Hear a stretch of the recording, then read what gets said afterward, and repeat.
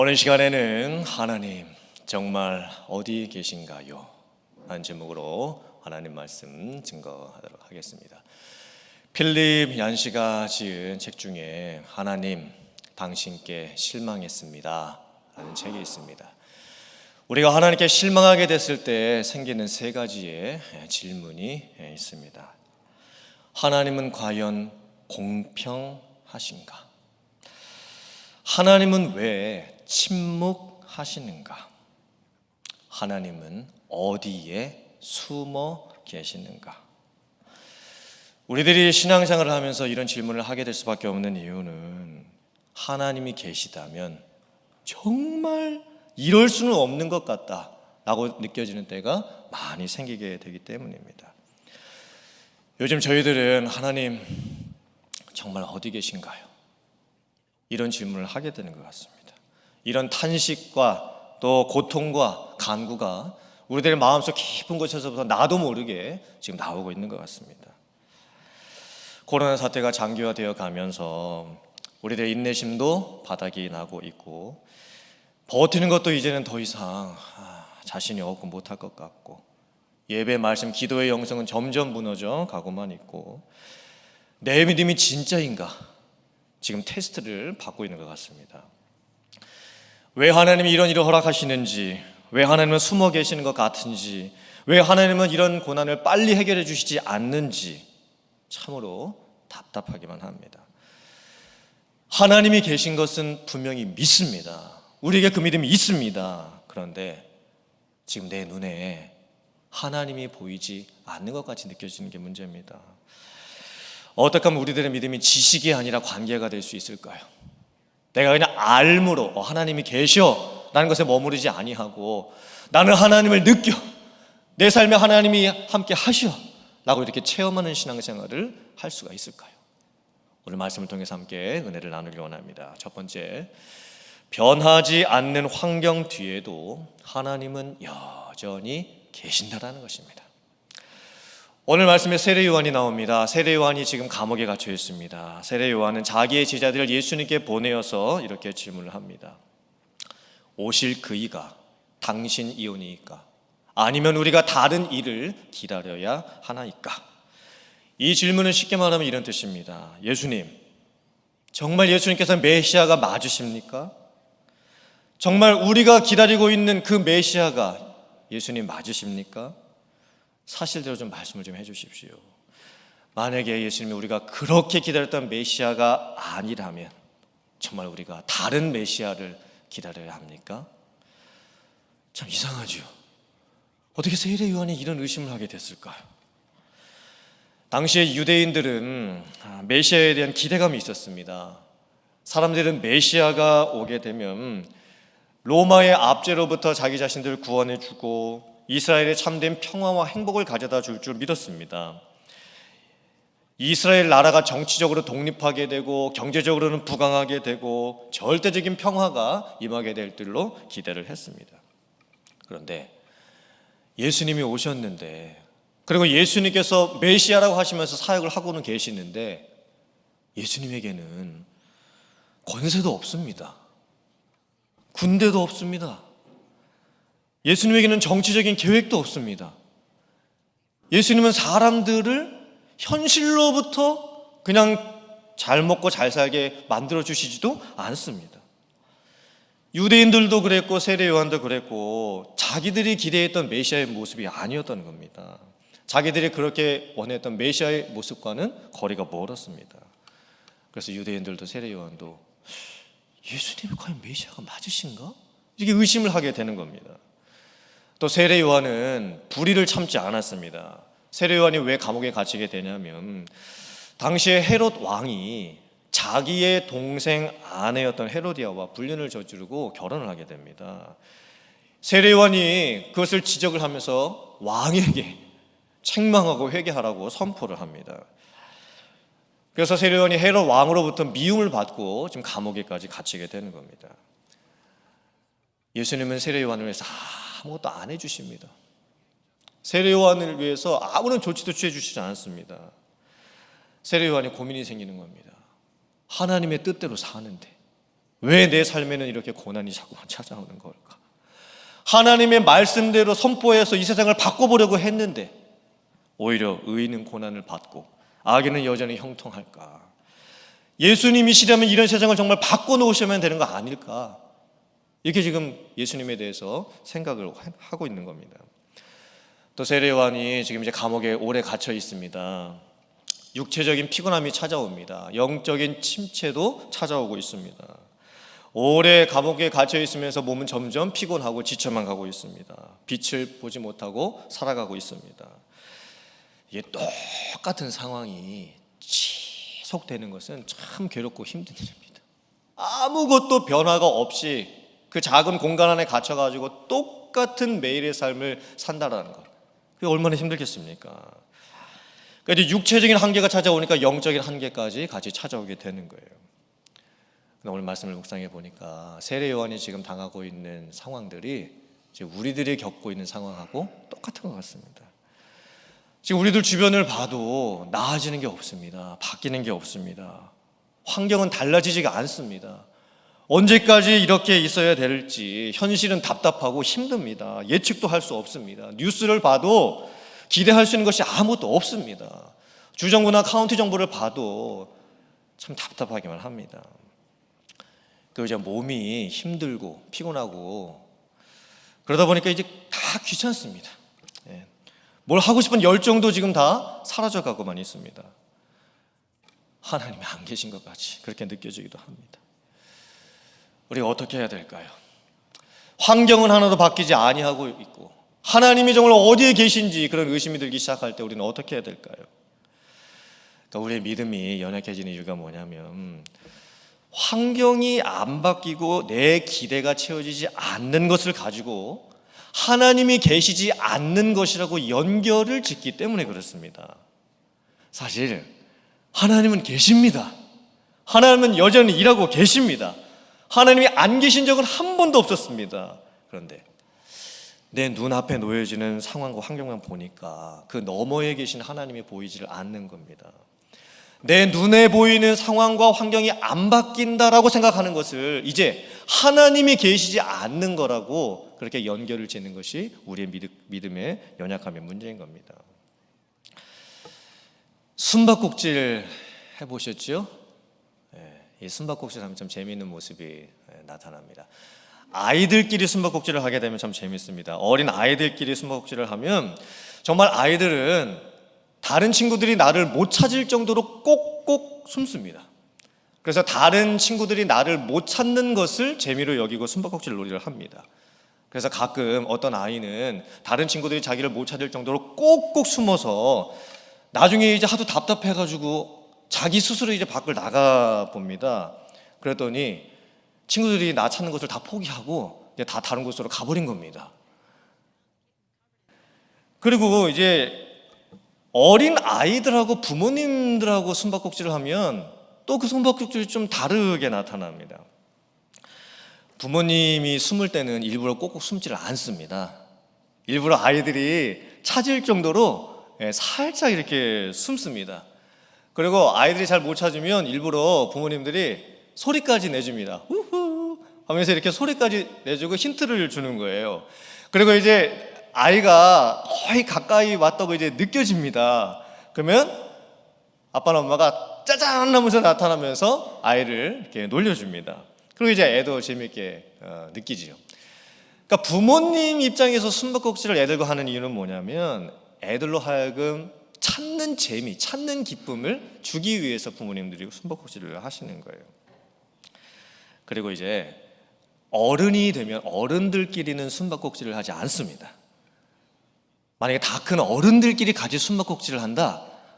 그런 분들은 병원에 계시는 분들만 그렇게 어른들끼리 숨바꼭질을 합니다. 그러니까 숨바꼭질은 어렸을 때 하는 거예요. 다 크면 숨바꼭질은 하지 않습니다. 근데 우리의 믿음도 똑같은 것 같습니다. 우리의 믿음이 어리거나 연약해질 때 우리에게 나타나는 두 가지 증상이 있습니다. 그게 뭐냐면 내가 하나님을 피해서 꼭꼭 숨어버리거나 아니면 내가 하나님을 찾는데 하나님이 안 계신 것 같다고 느껴지는 겁니다. 그러니까 우리의 믿음이 연약해질 수 있어요. 그래서 우리가 하나님과 숨바꼭질을 한다고 생각을 하게 되고 내가 하나님을 피해서 꼭꼭 숨어버립니다. 그리고 내가 하나님을 찾을 때에는 하나님이 안 계신 것 같다고 그렇게 생각을 하게 되는 거예요. 그런데 하나님께서 우리 아버지가 되시고 우리가 하나님의 자녀라고 한다면 하나님 아버지의 마음은 우리들이 하나님을 찾고 발견하는 기쁨을 주시기를 원하십니다. 내 눈에 상황만 보이고 환경만 보일 때에 정말 하나님 어디 계십니까? 하나님이 도무지 보이지 않는다라고 느껴지게 될 그때에 우리가 해야 될 것이 있습니다. 그게 뭐냐면 변하지 않는 상황 속에서도 여전히 그 너머에서 일하고 계시는 하나님을 믿는 것입니다. 하나님이 누구신지, 하나님이 어떤 성품을 갖고 계신 분이신지, 하나님이 어떤 일을 지금도 하고 계신지 그 하나님을 우리가 깊이 묵상할 때 우리들은 하나님을 느끼고 체험할 수 있습니다. 세례 요한에게 예수님께서 이렇게 대답을 주십니다. 맹인이 보며 못 걷는 사람이 걸으며 나병 환자가 깨끗함을 받으며 못 듣는 자가 들으며 죽은 자가 살아나며 가난한 자에게 복음이 전파된다 하라. 예수님이 직접적으로 대답을 주지 않으십니다. 내가 메시아다 맞다 이렇게 대답을 주지 아니하시고 말씀 하나를 주세요. 그리고 스스로 생각을 해보라고 말씀을 하시는 겁니다. 예수님께서 하셨던 이 말씀은 이사야서 61장 1절의 말씀이었습니다. 같이 한번 봉독해 보겠습니다. 시작. 주 여호와의 영이 내게 내리셨으니 이는 여호와께서 내게 기름을 부으사 가난한 자에게 아름다운 소식을 전하게 하려 하심이라. 나를 보내사 마음이 상한 자를 고치며 포로된 자에게 자유를 갇힌 자에게 노임을 선포하며. 예수님께서 자신이 메시아 되심을 어떻게 증명하고 계시냐면 하나님께서 메시아 예언의 말씀을 어떻게 주셨는지 그 말씀이 자기 자신에게 어떻게 성취되고 있는지를 증거로 말씀을 하십니다. 하나님의 말씀을 보아라. 구약 성경부터 예언되었던 하나님의 언약을 보아라. 하나님께서 메시아를 통해서 하시고자 하셨던 그 일들이 지금 나에게서 이루어지고 있지 않느냐. 지금 모든 일들이 나에게서 성취되고 있지 않느냐. 너희가 본 대로 너희가 읽은 그 성경 그대로 내가 바로 그 언약을 성취하는 메시아이니라. 믿음이 연약해지고 하나님이 안 계신 것 같이 느껴지게 될 때 하나님이 정말 나를 사랑하시는 것이 맞는가라고 신앙의 침체가 일어나게 될 때 어떻게 우리들이 그 믿음을 회복할 수 있을까요? 기적을 체험하고 어떤 신비로운 놀라운 체험을 하게 될 때 우리가 회복할 수 있을까요? 아닙니다. 창조 이후로부터 지금까지 약속을 지키시는 하나님, 여전히 일하고 계신 그 하나님을 묵상할 때입니다. 민수기 23장 19절 말씀 같이 봉독해 봅니다. 시작. 하나님은 사람이 아니시니 거짓말을 하지 않으시고 인생이 아니시니 후회가 없으시도다. 어찌 그 말씀하신 바를 행하지 않으시며 하신 말씀을 실행하지 않으시랴. 아멘. 내 눈으로 보았을 때에 아무것도 바뀌지 않는 것 같아도 하나님께서는 오늘도 태양을 밝히고 계시고 지구를 돌리고 계시고 또 브라질 아마존 그 정글에 살고 있는 아주 작은 곤충 하나의 생명도 하나님께서 살게 하고 계십니다. 그러니까 우리의 눈으로 봤을 때 너무 커서 우리가 알 수 없는 일들도 하나님은 여전히 행하고 계십니다. 그리고 우리의 눈으로 봤을 때 이게 너무 작아서 보이지 않는 그 작은 일들도 하나님은 여전히 행하고 계십니다. 성도님들, 이제 어린 믿음이 되거나 연약한 믿음이 되어서 하나님하고 숨바꼭질하지 마세요. 하나님으로부터 도망쳐가지고 꼭꼭 숨지도 마시고 하나님을 찾는데 하나님이 안 계신 것 같다고 그렇게 생각하지 마시길 바랍니다. 하나님은 여전히 우리와 함께 하시는 줄 믿습니다. 그리고 하나님은 지금도 수많은 일들을 큰 일부터 작은 일까지 행하고 계십니다. 하나님의 말씀을 통해서 자연 만물을 통해서 하나님은 지금도 살아계시고 역사하고 계시는 줄 믿습니다. 그래서 하나님, 정말 내가 하나님을 믿습니다. 하나님을 압니다. 하나님을 체험합니다. 그리고 하나님을 느낍니다. 내 바로 옆에 하나님이 계십니다. 이런 믿음의 고백을 하며 살아갈 수 있는 성도님들 다 되실 수 있기를 주님의 이름으로 축원합니다. 아멘. 두 번째, 예수님 안에서 나의 정체성을 확인하고 실족하지 않아야 합니다. 예수께서 말씀하십니다. 누구든지 나로 인해서 실족하지 않는 자는 복이 있도다. 예수님 때문에 실족한다는 것이 무슨 의미일까요? 이 실족의 의미가 뭐냐면 헬라어로 스칸달리조라고 하는데 발을 헛딛는 것입니다. 그러니까 잘못된 방향으로 발이 가게 되는 것입니다. 또 함정에 빠지다라는 뜻도 가지고 있습니다. 세례 요한이 왜 실족을 하게 될까요? 왜 예수님 때문에 그가 걸려 넘어지게 될까요? 왜 세례 요한이 함정에 빠지게 되는 걸까요? 세례 요한이 자기의 정체성을 잃어버렸기 때문입니다. 자기가 누군지를 잃어버렸습니다. 세례 요한이 누구였습니까? 세례 요한은 예수께서 태어나시기 6개월 전에 태어난 사람입니다. 그리고 태어날 때부터 부르심을 받았습니다. 예수님의 길을 예비하라고 사명과 소명을 받았던 사람이었습니다. 그리고 세례 요한은 광야에서 메뚜기나 석청을 먹으면서 살았습니다. 금욕주의적인 생활을 하면서 광야의 영성을 하면서 하나님과 깊은 교제를 하면서 살았던 거예요. 그리고 이제 예수님의 공생애가 시작되기 전에 이제 세례 요한도 세상에 나옵니다. 그리고 사람들에게 세례를 베풉니다. 그리고 세례 요한이 직접 예수님께 세례까지 베풀었습니다. 그때 놀라운 일이 일어났었죠. 성령이 비둘기처럼 하늘에서 내려옵니다. 그리고 하늘에서 음성이 들립니다. 하나님께서 말씀하십니다. 보라, 이는 내 사랑하는 아들이요 내 기뻐하는 자라. 그러니까 세례 요한은 예수님께 세례를 주면서 그 성령의 임재도 체험했고 하나님의 음성까지 들었던 사람이었습니다. 또한 세례 요한이 예수님을 증거하면서 그는 흥하여야겠고 나는 쇠하여야 하리라 라고 하면서 많은 사람들을 예수님께 인도를 했습니다. 그러니까 세례 요한은요, 누구보다 확실하게 예수님이 누군지를 알고 있었고 그의 삶의 평생 동안 그 예수님을 증거하면서 살았던 사람입니다. 근데 세례 요한이 갑자기 왜 이렇게 됐을까요?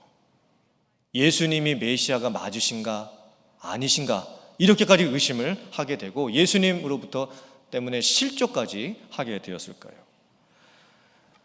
예수님 안에서의 자기 정체성 보는 것을 잃어버리기 때문입니다.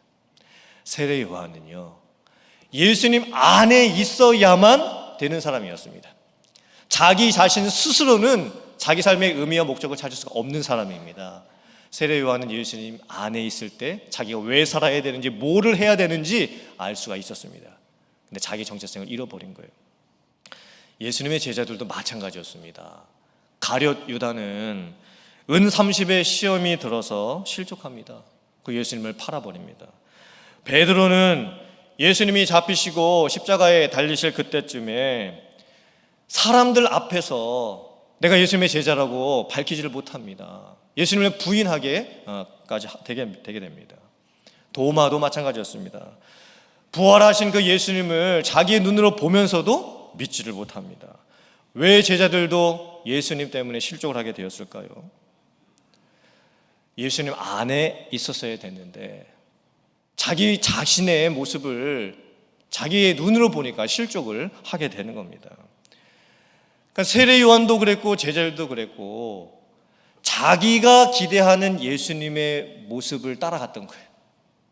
예수님 안에서 내가 누구인지를 바라보면서 내가 어떻게 살아야 되는지를 살펴봤어야 되는데 자기 입장에서 예수님을 보고 자기 생각에서 예수님이 이러한 분이라고 예수님이 이렇게 하셔야 된다라고 그렇게 생각을 했기 때문입니다. 근데 우리들도 똑같은 것 같습니다. 우리들 기도하는 그 순서를 보면 내가 원하는 게 먼저 있습니다. 그리고 내가 이렇게 됐으면 좋겠다라고 기대하는 것들이 있습니다. 그리고 하나님께 기도를 할 때 이렇게 해 주시옵소서라고 기도를 합니다.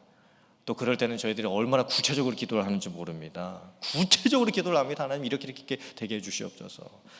근데 내가 원하는 대로 내가 기도하는 대로 그것이 잘 안 되면 우리는 금방 낙심합니다. 하나님이 내 기도에 응답해 주시지 않는다라고 실망하게 되는 거예요. 결국 우리가 왜 하나님의 임재를 우리의 삶 속에서 느끼지 못하게 되냐면, 하나님이 어디 계신지 알지 못하게 되냐면, 내 자신의 정체성을 하나님 안에서 봐야 되는데 그렇게 하지 아니하고, 내가 하나님을 판단하고 내가 하나님을 조정하려고 하게 될 때, 그때 우리에게 하나님이 정말 어디에 계신 것 같은지 그런 의심이 들게 되는 겁니다. 사랑하는 성도님들, 믿는 성도들에게 항상 형통한 일만 생기는 것이 아닙니다. 하나님께서 우리를 연단하시기 위해서, 우리의 믿음을 단련하시기 위해서 우리를 테스트하실 때도 있고, 또 사단이 우리를 넘어뜨리려고 시험에 들게 할 때도 있습니다. 지금 이 코로나의 상황은 우리를 더욱 그렇게 만들고 있습니다. 목사인 저로서도 이 교회를 보고, 또 성도님들이 이 신앙생활이 쉽게 무너지는 것들을 보면서, 이 세상을 보면서 정말 실족하게 될 경우가 너무 많이 있습니다. 우리가 어떻게 해야 될까요? 어떻게 우리가 실족하지 않는 삶을 살 수가 있을까요? 시편 37편 31절의 말씀입니다. 같이 봉독해 봅니다. 시작. 그의 마음에는 하나님의 법이 있으니 그의 걸음은 실족함이 없으리로다. 아멘. 하나님의 말씀 속에서 나를 찾으셔야 돼요. 성도님들, 요즘 하나님의 말씀 안에서 살아가고 계십니까? 정말 하나님의 그 말씀을 통해서 이 말씀이 나를 살렸습니다 라고 고백할 수 있는 그 말씀이 있으십니까? 내가 무엇인가를 해야 될지 결단할 때 하나님께서 내게 주시는 그 말씀을 통해서, 그 말씀의 확신을 가지고서 여러분들의 삶의 그런 결단을 하면서 살아가고 계십니까? 우리가 말씀 안에 있어야 됩니다. 하나님의 말씀 안에 있을 때 우리는 실족하지 않는 삶을 살 수 있습니다. 또한 베드로후서 1장 10절부터 11절의 말씀입니다. 같이 봉독해 봅니다. 시작. 그러므로 형제들아, 더욱 힘써 너희 부르심과 택하심을 굳게 하라. 너희가 이것을 행한즉 언제든지 실족하지 아니하리라. 이같이 하면 우리 주 곧 구주 예수 그리스도의 영원한 나라에 들어감을 넉넉히 너희에게 주시리라. 아멘. 하나님의 부르심 안에 있고, 하나님의 그 은혜 안에 굳게 서 있고, 하나님의 말씀을 항상 내 삶에 가까이 두고, 하나님의 연단의 훈련을 통해서 하나님을 굳게 붙잡고 있게 되면 우리는 실족하지 아니하고 하나님이 주시는 축복 안에 거하게 될 줄 믿습니다. 사랑하는 성도님들, 믿음을 굳게 하시길 바랍니다. 실족하지 않는 삶을 살아가시고, 잠깐 당하는 환난이나 고통이나 어려움이 나에게 찾아올 때에 의심이나 회의감에 빠져들지 마시고, 상황이 변하지 않고 있어도, 내 눈에 보이는 환경이 바뀌지 아니하고 있어도 여전히 하나님이 일하고 계심을 믿음으로 고백하며 사실 수 있는 성도님들 되시기를 주님의 이름으로 축원합니다. 그리고 내가 원하는 대로, 내가 바라는 대로 되지 않는다 하여 실족하지 마시고 예수님 안에 거하시고 하나님의 말씀 안에 거하심으로 말미암아 믿음 안에서, 은혜 안에서, 하나님의 말씀 안에서 하나님의 은혜를 충만히 받고 누리며 살아가시는 성도님들 다 되실 수 있기를 주님의 이름으로 축원합니다. 아멘.